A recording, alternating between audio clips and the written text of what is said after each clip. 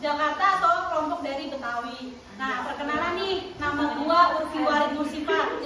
Selanjutnya Nama gue Nela Aziza Syikirasan. Nama gue Bib Misbah. Nama gue Gak boleh ketawa. Nama gue Sevia. Nama gue Karina Ramatika.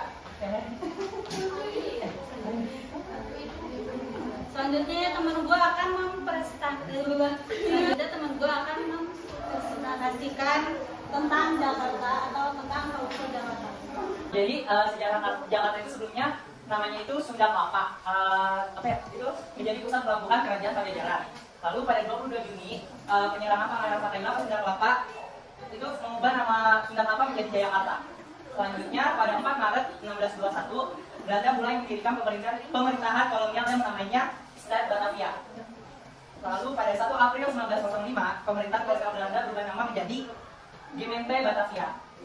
Lalu pada 8 Januari 1935 pemerintahan kolonial Belanda berubah nama menjadi Staat Gemeente Batavia.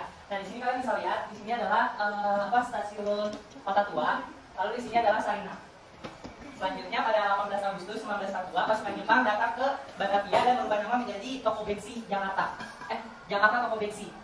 Lalu pada September 1945 Jakarta menjadi pusat politik dan pemerintahan Indonesia dengan nama Pemerintah Nasional Kota Jakarta. Lalu pada 28 Maret 1950 Pemerintah Republik Indonesia merubah nama Jakarta menjadi Praja Jakarta. Lalu pada 22 Juli 1956 Wali Kota Jakarta kembali mengubah nama Jakarta menjadi Jakarta. Lalu pada 18 Januari 1958 Jakarta menjadi daerah otonom dengan nama Kota Bagian Jakarta Raya yang berada di bawah Provinsi Jawa Barat pada saat itu. Lalu pada 1959 Jakarta berubah menjadi statusnya jadi daerah tingkat 1 atau provinsi dengan nama daerah khusus ibu kota Jakarta. Lalu pada 31 Agustus 1964 ibu kota Jakarta Raya resmi menjadi ibu kota negara Republik Indonesia. Lalu pada 31 Agustus 1999 status Jakarta kemudian baru menjadi pemerintahan provinsi, menjadi provinsi sesuai dengan Undang-Undang Nomor 34 Nomor 19 tahun 1999. Lalu pada 30 Juli 2007 DKI Jakarta mengumumkan status sebagai daerah otonomi khusus ibu kota. Namun ada rumor pada tanggal 14 Februari 2024 Jakarta sudah tidak berstatus sebagai ibu kota lagi. Selanjutnya saya mau menjelaskan tentang logo Jakarta. Yang pertama itu ada Jaya Raya, ada logo artinya. Bukan Jaya Raya. Yang pertama itu artinya Jaya Raya itu artinya melambangkan apa sih namanya? Semangat yang menggelora para masyarakat Jakarta sebagai ibu kota dan sebagai ibu kota dan kota perjuangan. Selanjutnya itu ada Prestasi 5 yang melambangkan Pancasila, itu ada 5. Selanjutnya itu ada gerbang. Ini yang melambangkan kekhususan wilayah DKI Jakarta sebagai pintu keluar masuknya kegiatan nasional dan hubungan internasional. Selanjutnya itu ada apa apa? Pintu nasional yang melambangkan kemegahan serta cipta wilayah DKI Jakarta itu sendiri. Selanjutnya itu ini ada Padilan Kapas yang padi itu melambangkan kemakmuran, sedangkan kapas melambangkan keadilan sosial bagi masyarakat DKI Jakarta. Selanjutnya ada Bidang Mas yang melambangkan persatuan dan kesatuan masyarakat DKI Jakarta. Saat ini ombak melambangkan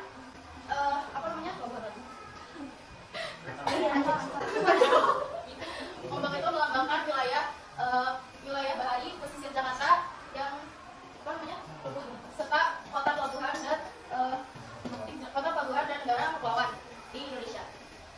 Terus selanjutnya itu ada warna merah yang melambangkan kepahlawanan dan keberanian kreasi mulia. Selanjutnya warna emas itu melambangkan kemuliaan Pancasila. Warna putih itu melambangkan kesucian, kemegahan serta alam laut luas. Karena alam laut di sini ada ombak. Terus selanjutnya itu ada warna emas pada padi itu melambangkan kemakmuran wilayah. Terus selanjutnya ada warna hijau pada kapas melambangkan keadilan sosial bagi masyarakat DKI Jakarta. Warna biru melambangkan langit atau angkasa ibarat tingginya cita-cita masyarakat DKI Jakarta. Persepsi Bitung yang itu dia ini dari apa namanya? Dari Betawi, Jawanya dari Betawi. Nah, jadi itu awal ceritanya di Bitung ini mempunyai nama asli. Nama aslinya itu adalah Ahmad Nifi Kusuma. Nah, dia ini tuh lahir pada tahun 1866. Nah, dia ini tuh anak dari laki-laki, nah, pokoknya si anak laki dari si Piung dan si Pina. Nah, mereka tuh waktunya si Bitung. Nah, mereka ini nih waktu itu mereka tinggalnya namanya di Kampung Rawabelong. Nah, Kampung Rawabelong itu tuh ada di Tanah Abang. Di Tanah Abang itu di daerah Jakarta Pusat. Nah, jadi waktu abad ke-19 ini tuh Rawabelong itu tuh sebagai kota yang benar-benar terkenal itu padat banget pokoknya benar-benar ada banyak orangnya pokoknya. Nah, jadi itu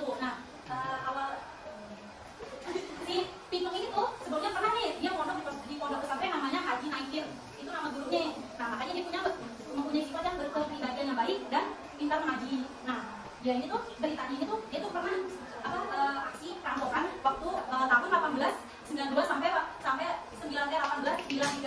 Nah karena dia nih kesel nih sama si para bandit atau komplotan si Belanda nih, gara-gara dia tuh pernah dirampas uangnya sama si komplotan Belanda. Nah jadi awal ceritanya ini nih si itu pernah membantu bapaknya tuh menjual kambing.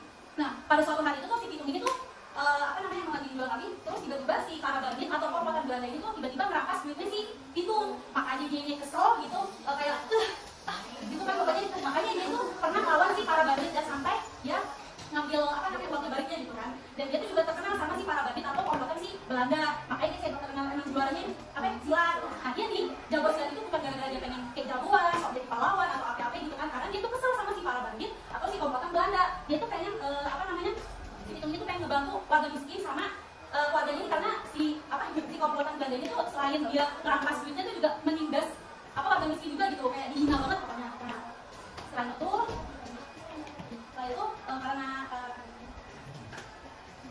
dan aksilah dia waktu perampokan pada tahun 1892, dia pertama merampok di rumah namanya rumah Haji Safiuddin. Nah ini tuh dia tuh orang Bugis atau orang Sulawesi, karena kan orang Bugis kan biasanya orang kaya gitu kan, orang ya banyak duit lah istilahnya gitu kan.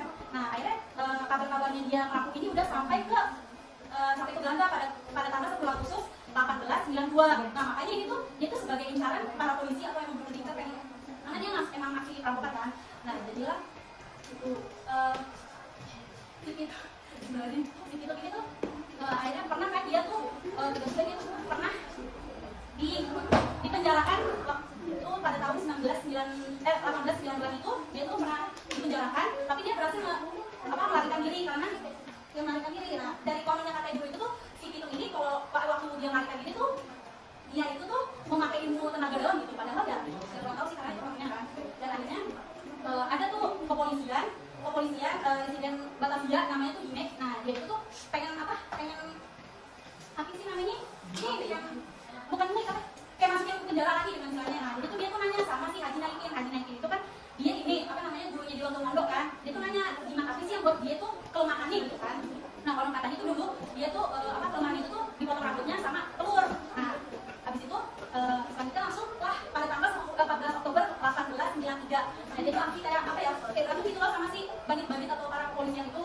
Nah akhirnya ada waktu emang penembakan yang pertama. Nah dia tuh intinya ini tuh nembak si Pitung itu awalnya yang pertama tuh kena, tapi dia tuh malah ditimbalik kan. Yang kedua tuh nggak kena, dan yang penembakan yang ketiga itu tiba-tiba ada seseorang yang lempar telurnya itu dan dia tuh ke dia. Nah kan itu kan sebuah kelemahannya dia. Dan akhirnya si ini kan nembak ke dia itu, yang ketiga itu akhirnya kena lah si Pitung. Akhirnya dia dinyatakan tewas di tempat. Nah dia tuh jadi meninggal itu waktu 14 Oktober 1892. Nah jadi itu sampai sekarang itu dia tuh di itu tuh jadi dikenal itu sebagai sosok pahlawan gitu, karena dia berani gitu kan buat melawan para tanah Belanda, si tuan tanah Belanda itu. Sekarang lanjut ke universitas yang ada di daerah Jakarta, yaitu tentang ondel-ondel. Jadi ondel-ondel ini adalah salah satu kesenian masyarakat Betawi yang sangat menarik, dari mulai bajunya, terus hiasannya, tariannya, dan juga lagunya. Tetapi di balik semua itu, ondel-ondel memiliki makna yang sangat mendalam dan berbau mistis. Nah, ondel-ondel ini dikenal sejak tahun 1600 Masehi. Jadi pada masa itu ondel-ondel dipakai sebagai upacara adat, tulang bala. Ada tulang bala ini adalah upacara adat yang dilakukan untuk mengusir wabah-wabah yang ada di suatu perkampungan. Jadi awalnya tuh di suatu desa atau perkampungan yang bernama negeri Sundapura, ada salah satu seorang keluarganya yang mengalami sakit yang memiliki gejala demam, menggigil, dinding merah. Nah, beberapa hari kemudian si penyakit itu tiba-tiba menyebar ke warga-warga desa lainnya. Kan pada masa itu belum mengenal dokter dan medis gitu. Jadi yang sakit itu dilarikan ke dukun. Nah pada saat dilarikan ke dukun, dukunnya pun aneh kenapa penyakit itu tiba-tiba bisa menyebar ke beberapa orang di desa itu dan memiliki gejala yang sama. Terus dukun itu memutuskan untuk melakukan meditasi. Setelah melakukan meditasi, katanya dukun tersebut menerima pesan dari Sang Maha Kuasa, katanya disuruh membuat boneka-boneka yang besar, boneka orang-orang yang besar. Terus dibuatlah boneka tersebut oleh dukun tersebut dan warga-warga desa. Setelah dibuat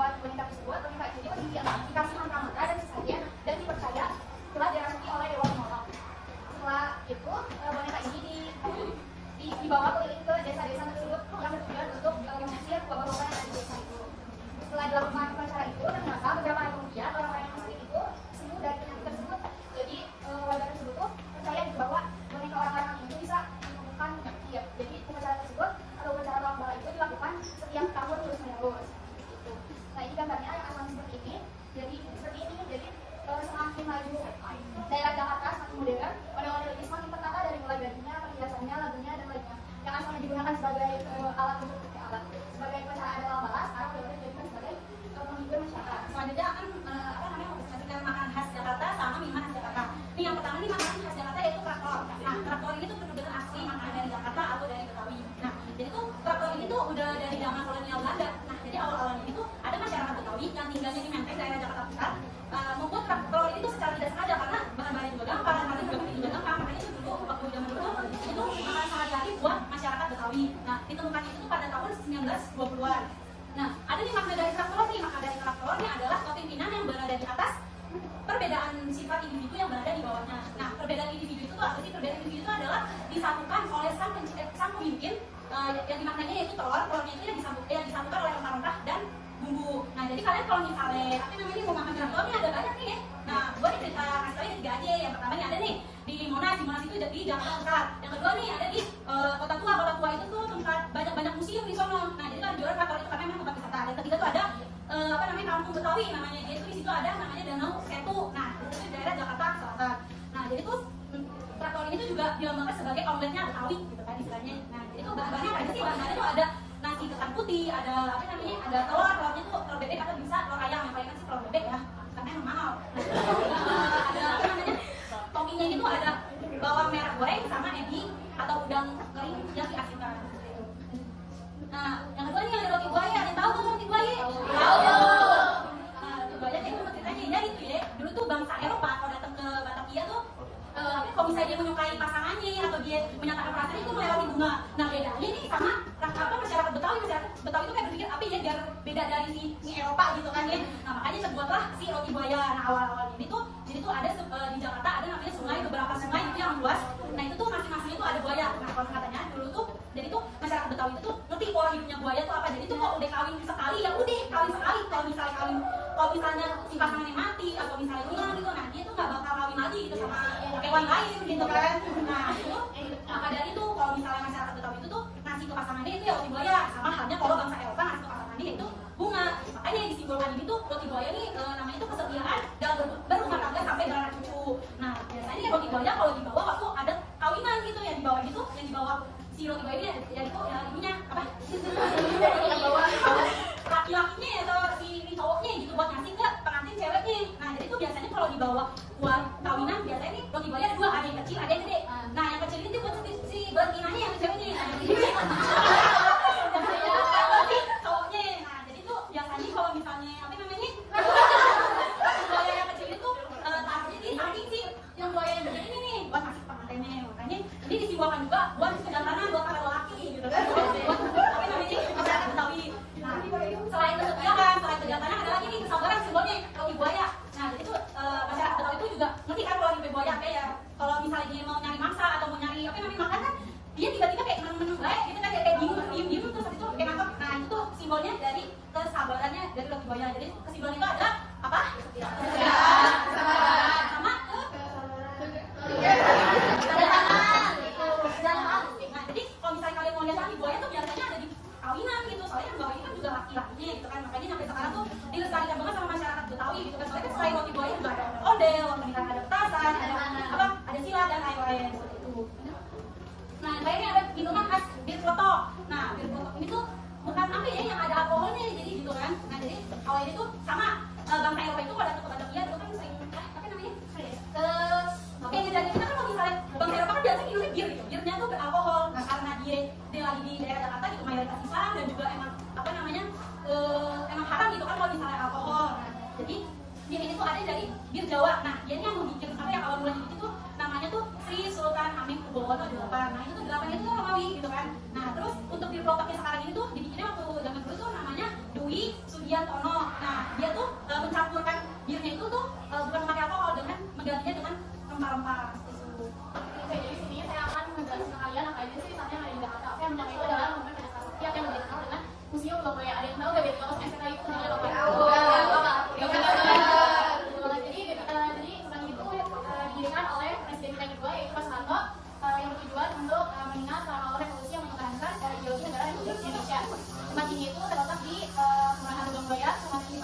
Timur. Tempat ini juga dibuka setiap hari pada pukul 8 sampai pukul 9 sore. Dan ini untuk keinginan.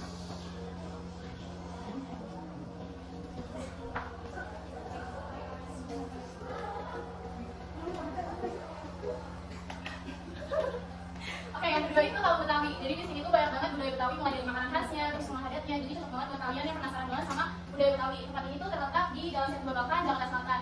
Dibuka setiap hari pada pukul 9 sampai 5 sore.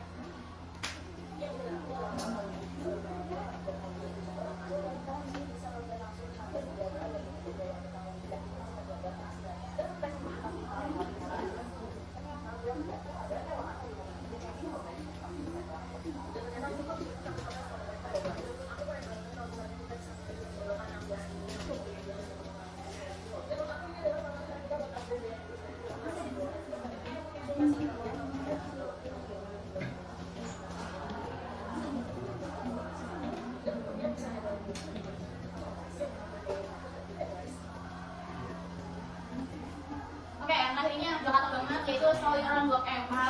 Di sini tuh banyak banget, di sini suka didatengin sama anak gaul Jakarta. Nah, di Blok M sendiri banget tempat-tempat sepeda nongkrong cantik atau makanan berat. Tempat agate.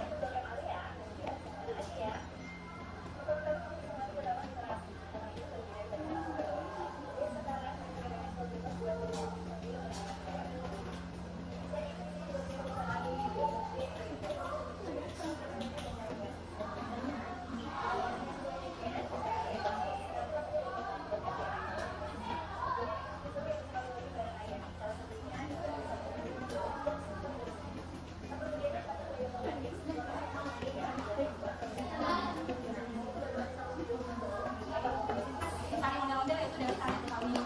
Jadi tuh apa kan tadi kalau ondel-ondel tadi diceritain sama si Gese kan asal usul gimana. Nah, tarian ondel-ondel itu emang khas dari Betawi kan tradisionalnya. Jadi itu ondel-ondel itu sebuah boneka besar atau sebuah boneka raksasa yang dianyam oleh bambu dan kain dan yang memakai berwarna-warni seperti ini. Nah, jadi tuh tarian ondel-ondel ini tuh juga bisa apa membuat kayak apa? Ini mengusir bau penyakit dan dapat keberuntungan waktu zaman dulu gitu kan. Terus ada nih suatu legenda, ini tuh dari tarian ondel-ondel itu, legenda itu memang diklasifikasikan itu yaitu ada dua cewek, kayak satu cewek satu cowok, seperti kayak ondel-ondel ini ada satu cewek ada cowoknya gitu kan. Jadi itu namanya itu legendanya ada namanya Dwi Dasima dan di Dasima dan Betang Besi. Nah, Dwi Dasima ini tuh sosok perempuan yang sakti gitu kan, yang bisa apa namanya melindungi masyarakatnya. Sama dengannya Betang Besi ini sosok pria yang benar juga perkasa gitu kan, yang membuat keamanan di masyarakatnya. Nah, jadi tarian ondel-ondel itu juga ada simbolnya itu kebersamaan dan kerukunan pada masyarakat Betawi. Nah, jadi tuh sampai sekarang pun tarian khas ini tuh biasanya sering ada di kayak acara kawinan, hitanan, atau sampai kayak ada apa acara kayak kemerdekaan itu ada gitu kan. Nah, makanya sampai sekarang tuh dilestarikan sekali gitu kan. Jadi Udah